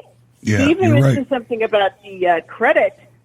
That he himself had a bill from about 3 or 4 years ago where he had to go, I think, somewhere in Texas to get some care, and it's been 4 years and they haven't paid the bill. And I'm like, what in the snot? That just shocked the snot out of me. Yeah, I really did. Now, where I live, there are so many veterans that we have a lot of big facilities, but I actually started eating breakfast at the VA. They have a mess. They have a mess hall at two of them. Cool. There's two of them, and I go in there. It's like going to the Army. But wow.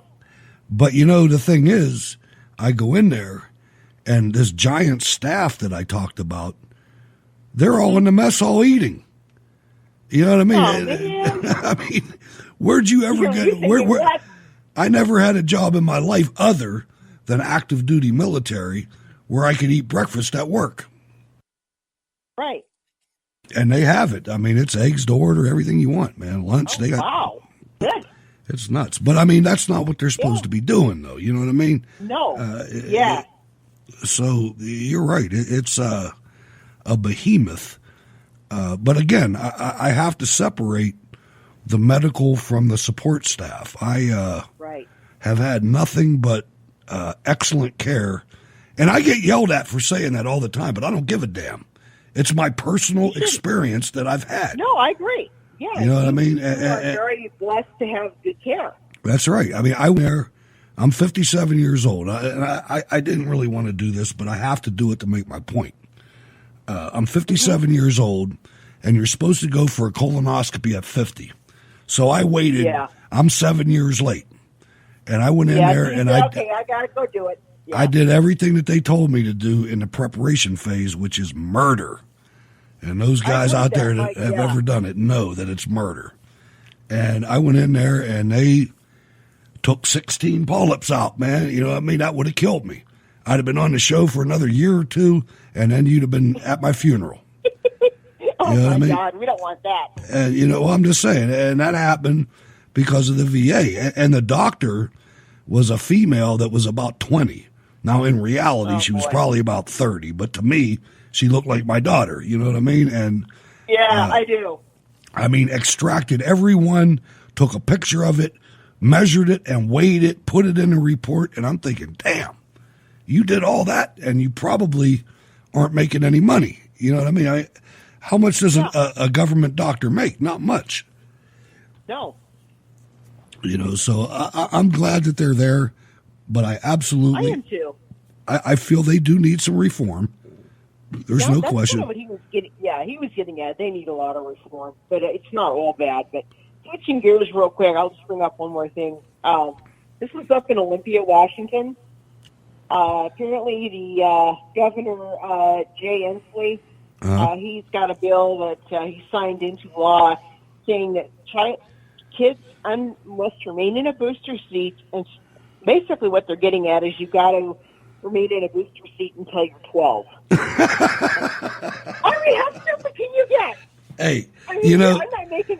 How can you not make this up? It's stupid. This is the whole thing. Car seat regulations. This is the whole thing with leftist people in government. I was thinking about this. I was thinking about this when I was developing the questions I was going to ask Mr. Stolfus. And one of the things that I was blessed with is I grew up in Pittsburgh, Pennsylvania, when it was booming, when the steel mills were running. I mean, you used to have to get dressed up to go downtown Christmas shopping. You know what I mean? We got dressed up to go to the baseball game or to the movies. You didn't go there, just in your jeans or something. You had to wear a decent pair of pants. And I think about that, and I look at the people that live here now, and one of the problems that I have is how so many people are so completely dependent on government services. No kidding. You know, I was, and I used to be that way too. You know, I used to think that steak was grown in a grocery store. I used to think that's where it came from. You know, I will admit I did not think that, but I can understand, you know, people who honest to godly need the help. I have no problem with that. Me too. I remember Ward saying the same thing a while back. It's like, you know, if someone really needs help, that's great. But you know who used to give the help? You know who used to provide the help? The church. Exactly. I remember that. Yes, they did. And the family. And the family. Right. And now both of those are gone. They pretty much are. In some cases, some of our bigger churches will help out, but I'm not a part of that anymore, and that's a topic for another day. But long story short, you know, yeah, I could go on that. I know you could too. But yeah, some of them will help, but it's not like it used to be. No, I was thinking. Pitch in and help. I'm listening to this mayor talk, and I'm thinking, you know what? I don't want your help.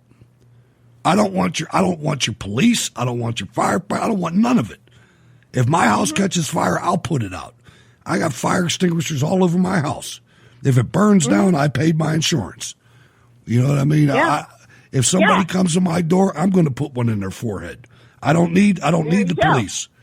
You know, but there's a lot of people, Marlene, that they're totally dependent on this government, and everything these leftists do, everything they do, are to make you more and more and more dependent on it. When my son was going to college, and he got his own college loan,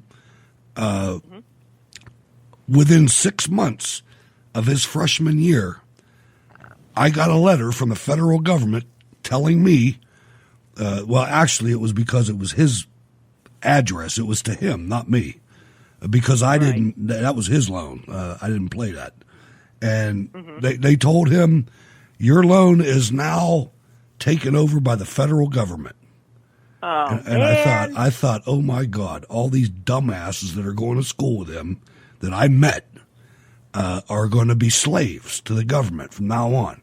And now you hear the colorless Indian Pocahontas. You hear her, you know, trying to pay everybody back. It's crazy, and we have to teach the rugged individualism that America was made great by. You know, this dependence on government's ridiculous. It is ridiculous, and I see it out here too. Everybody and their dog and cat wants to get on Section 8 housing because they want the government to pay for their rent. Right. And I look at them and I go, "You don't need that." And then so I got to ask you, how did the visit by the boss go? I know you were sweating that. Really? I didn't mean to rant like that, but what was going on? Now I can share because we're family. What's going on is I work in we have a family business and we do property management and real estate. And my father, after his heart attack in December, he, is not coming in as much. And so he's been real unpredictable.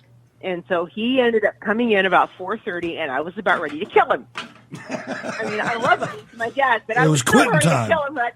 Yeah. You got it, man. It was like, here I was listening to some of the animal talk, and it was kind of interesting. And I only do that, if no one's around and it's really dead. I'll turn it on. I figure, if not really, why not? But he comes in, and I'm like, it's like 2 minutes to 5, and I'm going, shit, I got to get out of here. Yeah. And I finally told him, Dad, I can't stay till 5:15 and 5:30. I've got to go. And he was having Cold War radio's coming up. You're damn right. I lived through it, Hutch, but I mean, I don't want to, rant and rave about bad stuff. No, that's all right. It was just one of those. Yeah, it's just one of those things that happens every once in a while. And what do you think about? What do you think about the gun control thing? How'd you like that interview? That was awesome. I often wonder, maybe I'll have to go into the website and see if he's got any feelers out, anybody out here in Oregon that I could, write or whatever. I mean, I'm sure there is. I'm sure your best bet is to find a sportsman's club. Okay. To find a gun club or a sportsman's club, because they're the ones that are full of the Second Amendment advocates.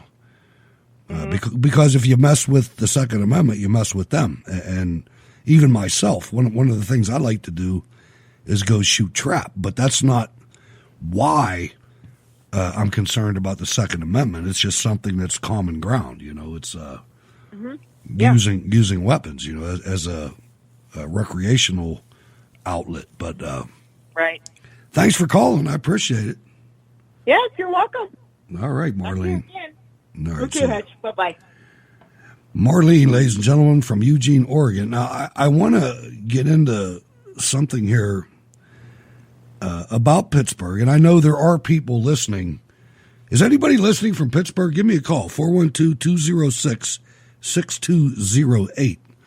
I would hope that there's somebody from the area listening, because this was a show that was directed, at least in some ways, at our local area. But I want to play a clip about this communist, Bill Peduto. And one of the things that I noticed is he travels to all the shitholes.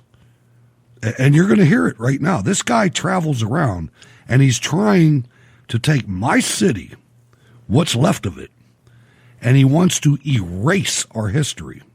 He hates steel mills. He hates any kind of dirt. He's half a fairy, this guy. And it makes me sick to see him traveling to Paris. He wants Pittsburgh to be like Paris. He travels to Seattle. He wants Pittsburgh to be like Seattle. He travels to the Middle East. He'd love it if we were like Bahrain. Bill Peduto, and this is a local expose. It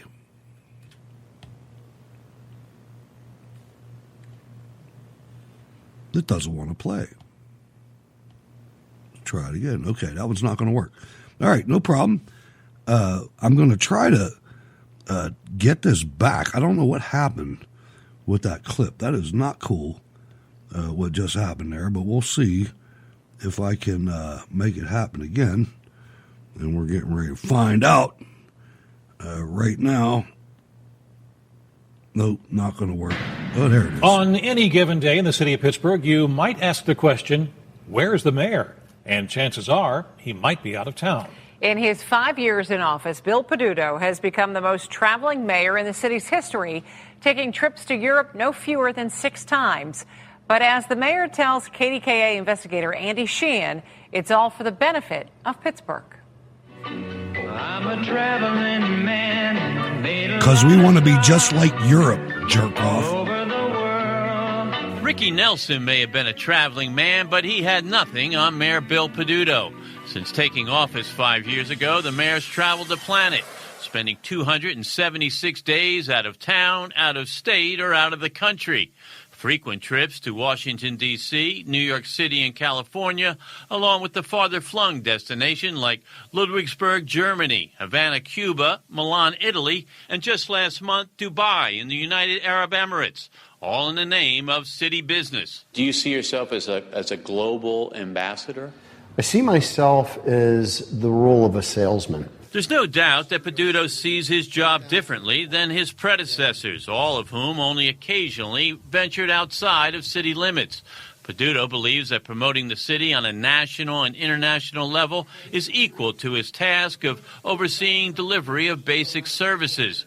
To that end, he's traveled to Europe no less than 6 times. What about people who say, hey, Mayor, why don't you stay in town, pick up the garbage, patrol the streets? I don't get the opportunity to pick and choose which one I want to do. I have to do both. Public money really isn't the issue. Although the travel has exceeded $131,000, most of that's been picked up by the groups who've invited him. City taxpayers have been on the hook for less than $30,000.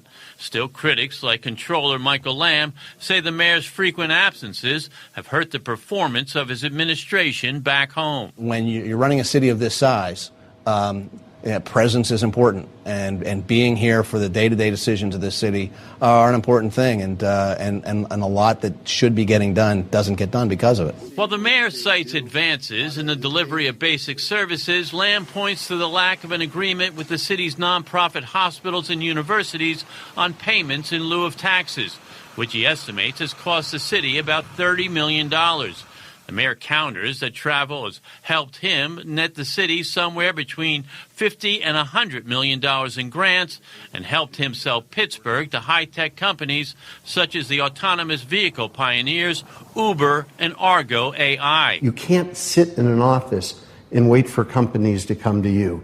You have to be engaged. But in his travels, the mayor has also pursued two of his personal passions, 5 trips, including a conference in Denmark on bike traction and bike lanes, and more recently, he's gone to conferences and summits on global climate change, an issue that has thrown him into the international spotlight. Is that a good role for a mayor? Well, it's a role that I've sort of been cast into since one famous tweet. That's received about 25 million views. In the tweet read round the world, Peduto challenged President Trump, who pulled out of the Paris Climate Accords, saying he represented Pittsburgh, not Paris. Peduto tweeted back that, as mayor of Pittsburgh, I can assure you that we will follow the guidelines of the Paris Agreement for our people, our economy, and future. Peduto says it's done more than anything to change the city's smoky image, and just last month, former New York City Mayor Michael Bloomberg awarded Peduto and the city a $2.5 million grant for adhering to the accords. A nice get, but something Lamb says the city would have received even if Peduto had stayed home. I don't really fault him for being part of that conversation. I think a lot of it he could do here. Let you be the judge of the mayor's travel. Log on to KDKA.com where you'll find an analysis of the places he's been and the reasons for it. Also, tomorrow night, I'll have my own analysis of the mayor's administration and its effectiveness. That's tomorrow night at 6 o'clock. For now, reporting at the City County building, Andy Sheehan, KDKA TV News. KDKA, let me tell you a little bit about that from a radio enthusiast like myself. The first radio station and the only radio station east of the Mississippi to start with a K. Everything east of the Mississippi, according to the protocol, starts with a W. Kind of like WHBJ. And west of the Mississippi with a K. And others. Bill Peduto, the bike lane mayor. At its core, Agenda 21 is about control.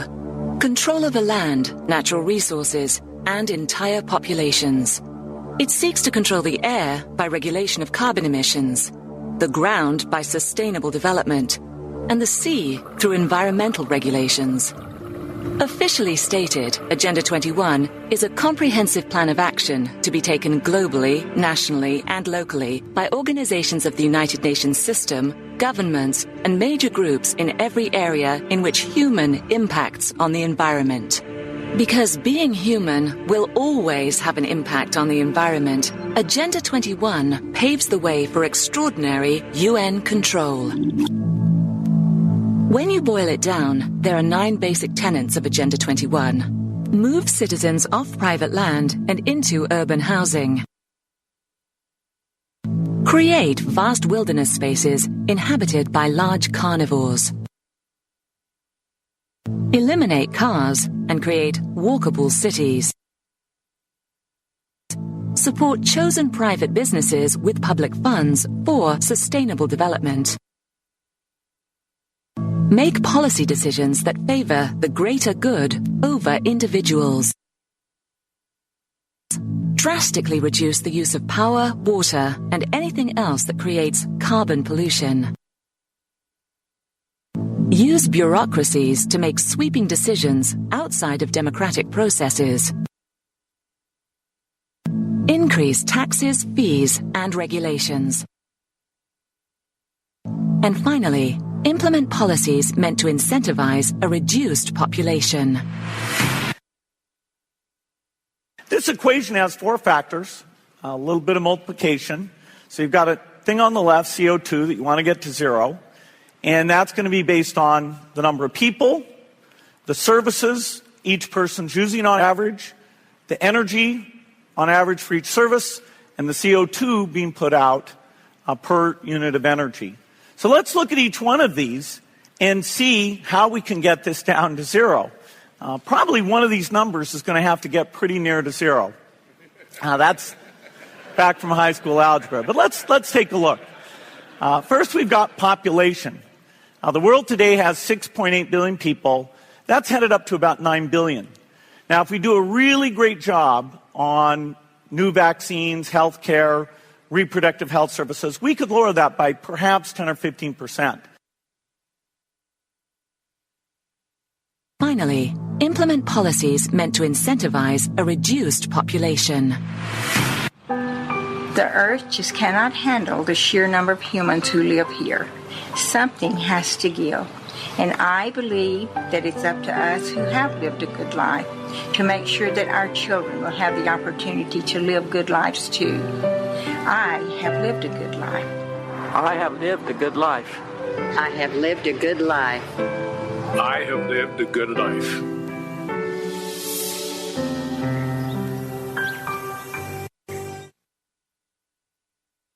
Finally, implement policies meant to incentivize a reduced population. Every year, millions of imperfect babies are born, destined for a life of struggle and hardship. But it is the rest of us who pay the ultimate cost. Billions of dollars that could be used to better society are instead wasted on the malformed. There must be a better way, and there is. Agenda 21 is coming soon. Finally, implement policies meant to incentivize a reduced population. For millions of years, this lake thrived. But now it is dying. Poisoned by humans who put themselves above nature. It's time to stop the killing. It's time to heal our planet. Finally, implement policies meant to incentivize a reduced population. It's time to remove your footprint. Agenda 21 is coming soon. Controlling our every impact on the environment means controlling every aspect of our lives. What we eat, how we travel, where we live, how we live. But no is still an option. And don't forget, ladies and gentlemen, Joe Biden was going to announce tomorrow. I think he's going to wait until Monday. You got to see Biden? Yes, I did. You can look at me. Obama, 2012, baby, he's the man. Biden was down here and it was awesome. Yeah. Go, Obama! What do you like most about the Obama administration? Then, let's see, healthcare. Yeah. And schools.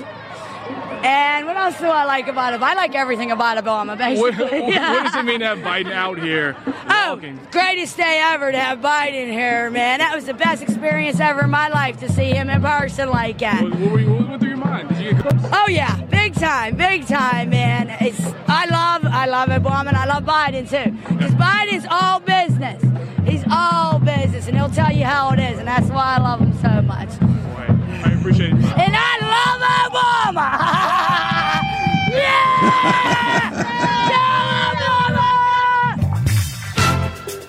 Cold War Radio.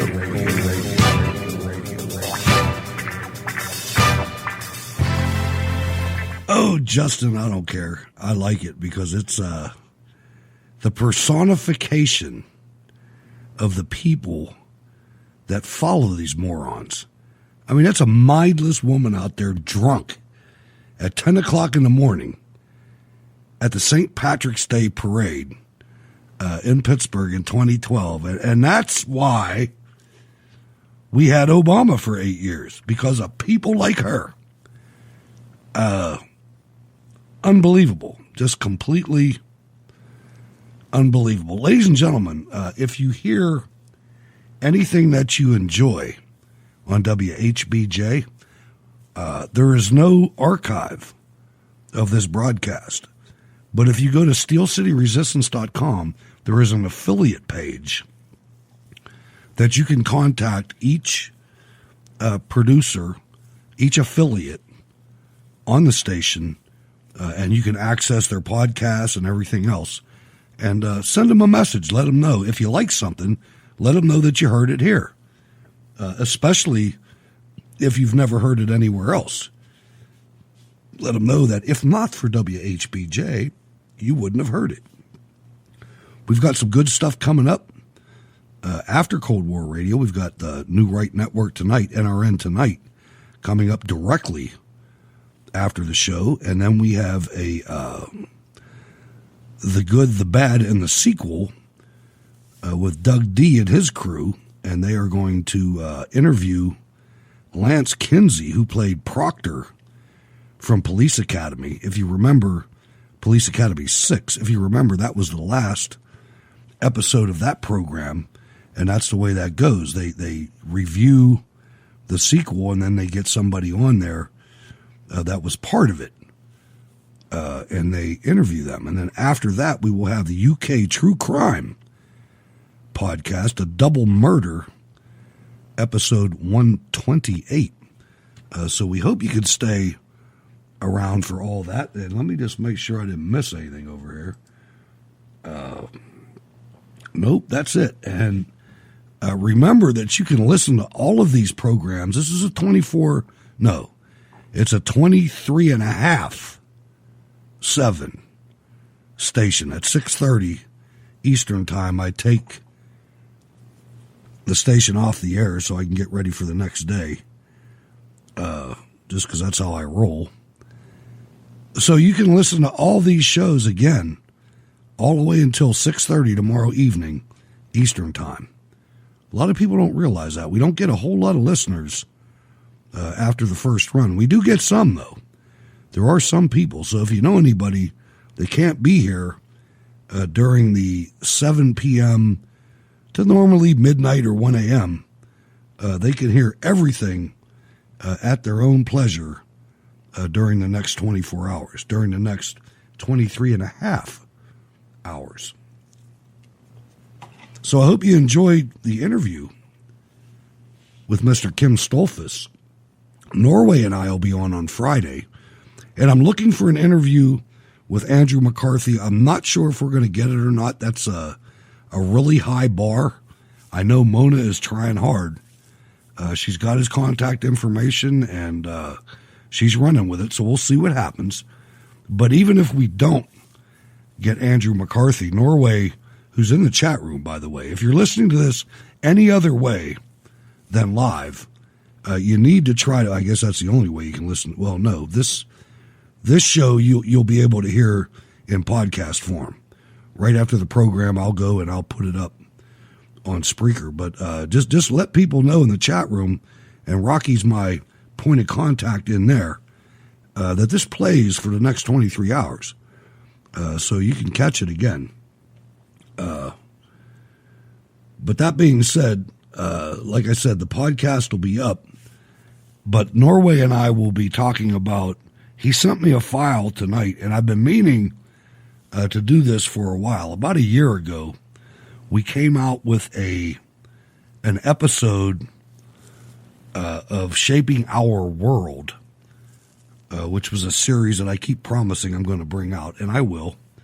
But we did an episode on Arabic and different phrases and words that you damn sure better know what they mean. And we're going to talk about that on Friday again. He sent me a short version of that, and we're going to cover it in its entirety, Norway, so don't bring too much other stuff. We gotta do that. That's Arabic phrases are something that people in the Christian world and the Western world, not just Christian, anybody who wants religious and otherwise freedom needs to understand what the enemy's talking about. And just with the vernacular that they use, you can ascertain right off the bat that they're trying to subjugate you. They're trying to make you a dhimmi, impose dhimmitude on you and make you stoop lower than they are. when you walk past them on the streets. They want you to pay a jizya to them just so you can live. It's truly unbelievable, but it's out there. And this is what's going on, ladies and gentlemen. It's something that's disgusting, but it's true. And you have to know what it is before you can react to it properly. But that's why we're here. We have a mission, ladies and gentlemen. The media is broke, so we're going to take it off their ass.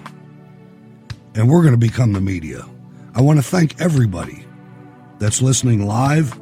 I would ask you to please, if you don't have the resources to become a Cold War Radio patron, which you can do at steelcityresistance.com, or Rocky's going to put the link in the chat room, and you can always go back to that link. No, you can't. No, you can't. I take that back.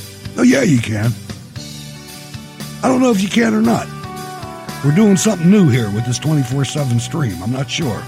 Anyway, you can always get it from steelcityresistance.com. Become a Cold War Radio patron and help us keep this thing going, because it's the only way. You think Fox News is going to get us out of this? I don't think so. WHBJ is going to try like hell. Thanks for stopping by, everybody. We love you. Tell your friends about it. We need to grow the audience. NRN Tonight, the Smith Cousins, coming up next on WHBJ on a Wednesday evening. This has been the Wednesday Briefing. Hutch Bailey Jr. and Stacey Rush. Thanks for letting us into your life for a couple hours, ladies and gentlemen. I used to say 1 hour. God bless. Jacob Seals, never, ever lose faith.